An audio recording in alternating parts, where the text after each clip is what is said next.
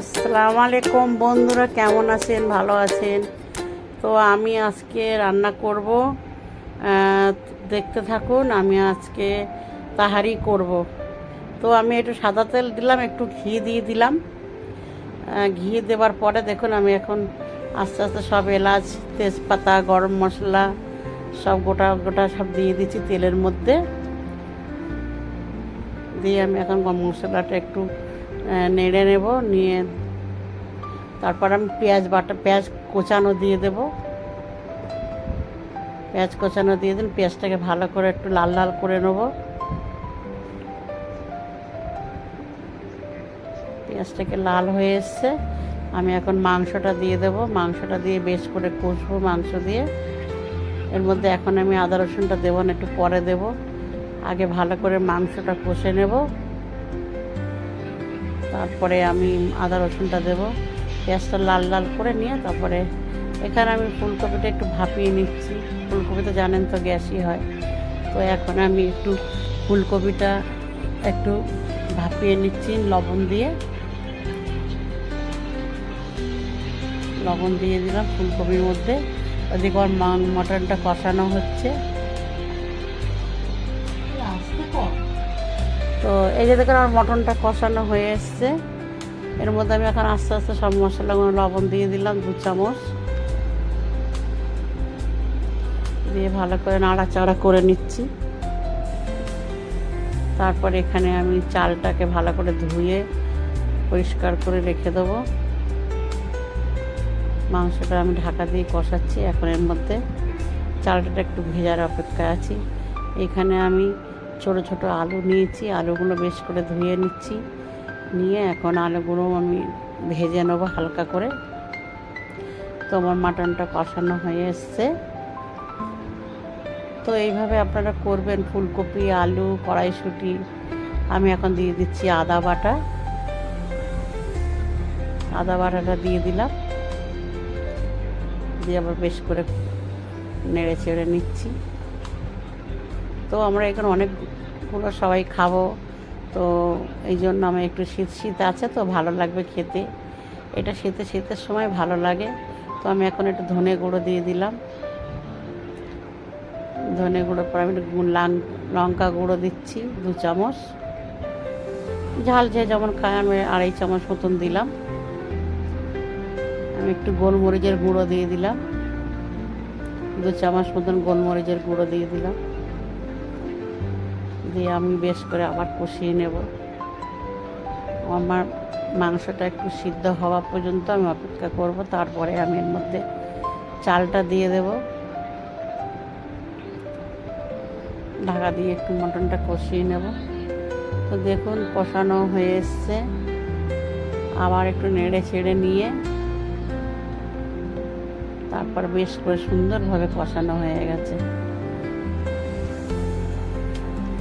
তো বন্ধুরা, আপনারা লাইভ শেয়ার করবেন, আমার রান্নাটাকে সাপোর্ট করবেন।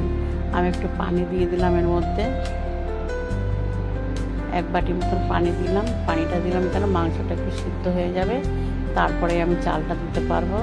পানি দিয়ে নেড়ে ঢাকা দিয়ে দিলাম আবার। এখানে আমার দেখুন ফুলকপিগুলো ভেপে গেছে। ফুলকপিগুলো অল্প করে ভাপালাম যাতে অসুবিধা না হয়। তো ফুলকপিটা ভাপানো হয়ে গেছে, আমি এখন ঢেলে নেব। ঢেলে নিয়ে আমি এখন আলুটাকে একটু ভাপিয়ে নেব।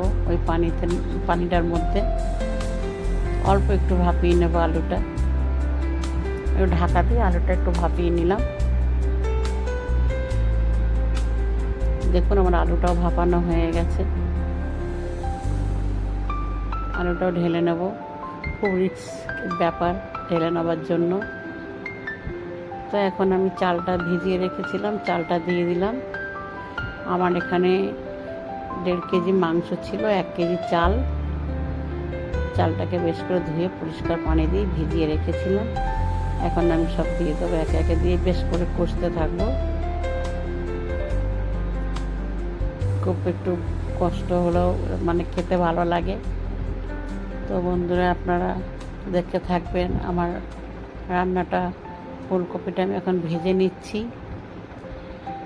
আমি একাই ভিডিও করি, একাই করি। আমি অনেক দিন ছাড়ি না, শরীর ভালো ছিল না বলে, তো যার জন্য আমি এখন আবার একটা একটা করে রান্নাটা ছাড়বো রোজাটা হয়ে গেলে। তো এদিকে ফুলকপিটা আমার লাল হচ্ছে, লাল করতে দিয়েছি। এখানে আমার চাল মাংসটা বেশ ভালো করে কষানো হয়ে গেছে। তো এর মধ্যে আমি মেপে পানি দিয়ে দেবো এবারে,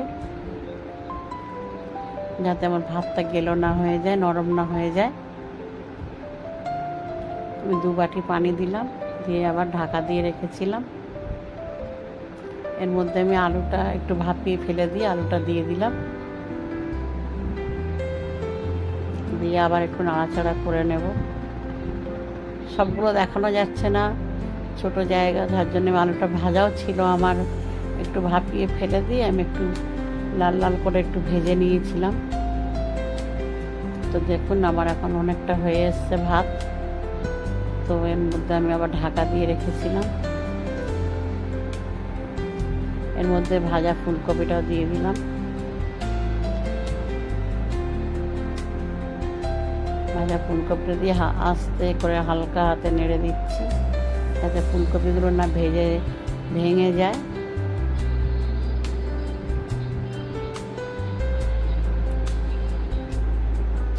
তো আস্তে আস্তে আস্তে আস্তে আলতু হাতে নেড়ে দিয়ে আমি এটাকে, এবার কড়াইশুঁটিগুলো ছিল, বাকি কাজ কড়াইশুঁটিটা দিয়ে দিলাম।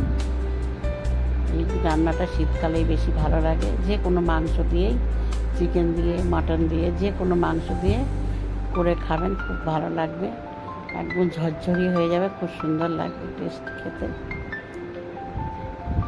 খেয়ে দেখবেন, একবার অল্প করে করে খেয়ে দেখবেন কেমন লাগে। অনেকের মতন করে, আমি আমার মতন করে করেছি। তো আমি ঢাকা দিয়ে দিলাম, গ্যাসটা আমি হালকা করে দিয়ে রেখেছি। দিয়ে আবার একটু দমে ছিল, নাড়াচাড়া দিয়ে একটু কাঁচা লঙ্কা ওপর দিয়ে দিলাম চিড়ে। গ্যাসটা আমি একদম আস্তে দিয়ে রেখে দিয়েছি।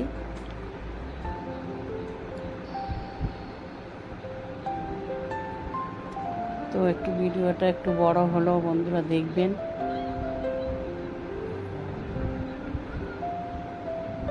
দেখুন এখন একটু ঝুরঝুরে হয়ে গেছে, আমি আবার একটু নাড়াচাড়া দিয়ে একটু ঢাকা দিয়ে দেব।